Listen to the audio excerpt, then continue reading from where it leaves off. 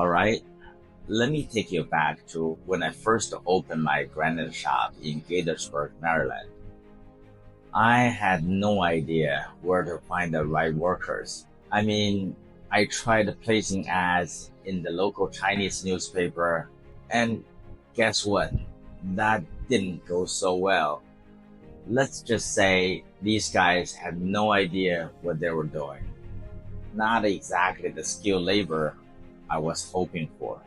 Then I started hearing people talk, who's really good at this type of work? The Hispanics. So what I did I have a well thought out plan? Of course not. I went to the local gas station. No Home Depot for me back then. I didn't know better. Okay. I just walked into the gas station like, hey, I'm looking for someone who can help me to fabricate a granite countertops. And what do you know? A few hours later, I got a call from a guy named Sebastian. Broken English, but clear enough.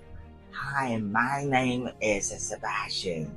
Me and my buddy Huang, we don't have experience, but we're quick learners. And I'm thinking, well, at this point, I got nothing to lose. So I said, come over.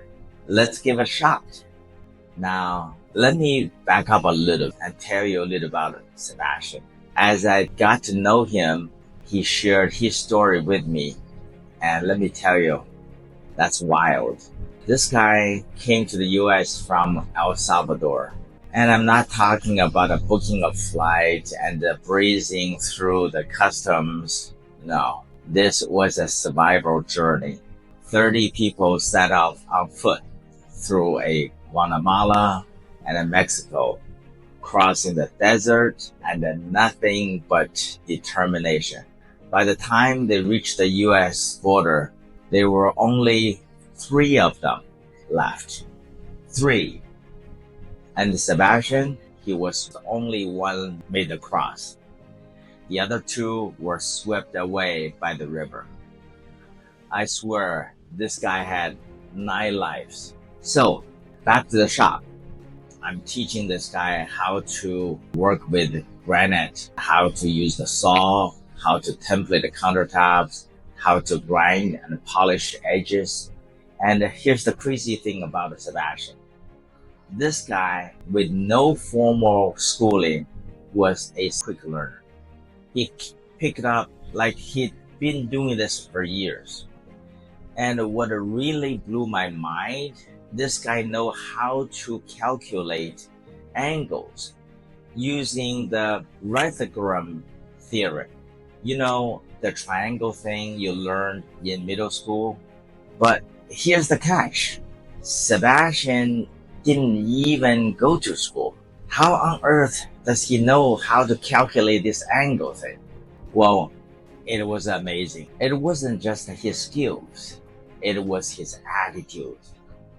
When we had a tricky job with irregular shape or complicated angles, Sebastian didn't flinch. He just did it. It was like he was born for this work. And the best part, he'd do it with a smile, cracking jokes with the crew, getting everyone fired up. The guy knew how to lead, and he wasn't afraid of anything. I guess when you're survived with what he did, a tough countertop job isn't going to scare you. So I promoted him to a foreman. He deserved it. And when it came big test, Ocean City, now that's a story by itself. But in terms of installation, it was a beast of a job.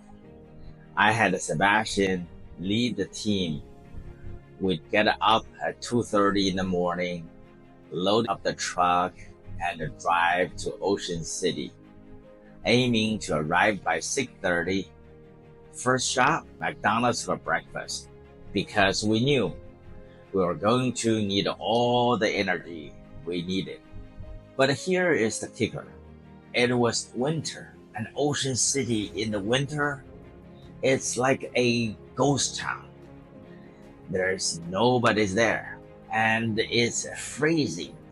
The wind, the rain, sometimes the snow. It was brutal. But you know what? Nothing could hold us up. Even when it was raining or snowing, we just kept pushing. I led by example. But Sebastian, he was a real role model for the crew. That guy had fearless attitude. He'd shout, laugh, motivate the team, and just get the job done. No matter how tough the condition, when you're seeing death so close up, and what about a little bad weather, right? The goal was to install 1 floor of countertop per day. Yep, 1 floor a day. No excuse. And let me tell you, we worked like a machine. Sebastian was out there leading the charge, shouting, laughing, motivating the crew. And here's the thing. These guys all speak Spanish. Me, not so much. But I didn't need to understand every word they were talking about. Sebastian is the leader. He knows exactly what needs to be done. That's the magic of a great leader. We finished each day by 4 p.m., right on schedule. And you know what? I made sure that to treat the team afterwards. We stopped at a Chinese buffet, chow down, and celebrate. And by the time we got home, we were so proud. The Ocean City job was a massive success. The customers were thrilled, installation was flawless, and financially, let's just say it was a very good deal. So what's the takeaway here? Sebastian, this guy who crossed the desert, dodged death, and made it to the US against all odds. He's fearless. And then you've seen death that close, nothing scares you. And as a leader, he was the kind of guy who got the best out of his crew.